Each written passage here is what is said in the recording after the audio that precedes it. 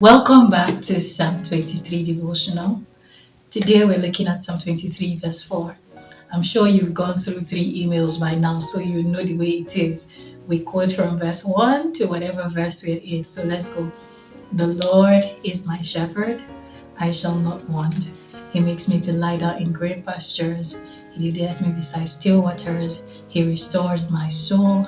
He leads me in the path of righteousness for his name's sake. Yea, though I walk through the valley of the shadow of death, I will fear no evil, for thou art with me. Thy rod and thy staff, they comfort me.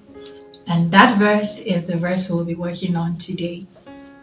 When I was thinking of what to title verse 4, the shadow of death was settled because I was looking through all of the obviously Bible commentaries, what people had to say, translations, what is in the valley of the shadow of death that David was saying, though I walk through the valley of the shadow of death. I thought the Lord was leading David from verse 2, right? I thought the Lord was taking him through the path of righteousness in verse 3.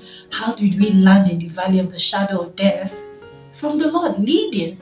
So let's do some study. To fear no evil. If you read it and you get to fear no evil, yea, though I walk through the valley of the shadow of death, I will fear no evil. You will start to think that, oh, David was such a strong person. David had a feeling of power that he would not be moved by whatever's going on around him. That's what you will assume. I will fear no evil until you understand why he fears no evil. It's like in verse 1 when we say, I shall not want. Someone would just say, I shall not want, and say, oh, yes, because I have a shepherd, I shall not want. But the question becomes, who is the shepherd?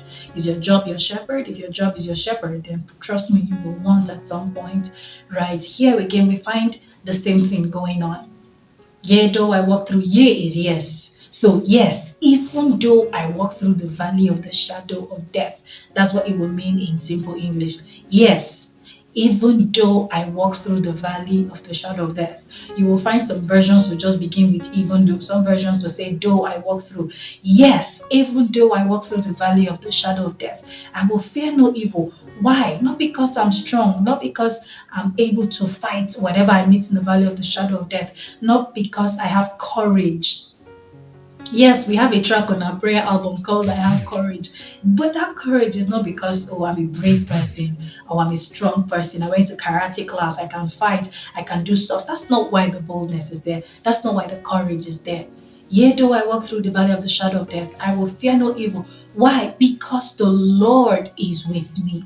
How many times have we felt like the Lord is not with us? Like it was our responsibility to cover ourselves, to shield ourselves, because we forget that the presence of the Lord is constantly with us.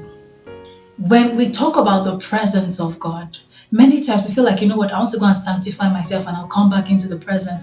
And I learned this years ago. I think after I finished battling with pornography or around the period when I was still having relapses.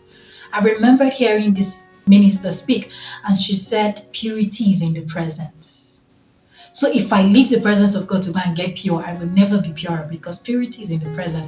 It is the presence that ought to sanctify me. It is the presence that ought to wash me. It is the presence that ought to clean me. It is the presence that protects me. If I'm not in the presence of the shepherd, how will the shepherd keep me? Remember, this whole chapter is predicated on the Lord is my shepherd, the Lord doing the job of a shepherd. So let's move on. The presence of a shepherd is a gift to the sheep. It is not a reward. It's not because, oh, Dan, you've been such a good sheep today. Okay, stay at my feet. No, that's not how the sheep gets the attention of the shepherd. The presence of the shepherd is not a reward, it's a gift. As long as there's a sheep that belongs inside that flock and there's a shepherd attached to that flock, if a sheep gets missing and the shepherd is a good shepherd, they will go look for the sheep. And we've already established that the Lord is a good shepherd.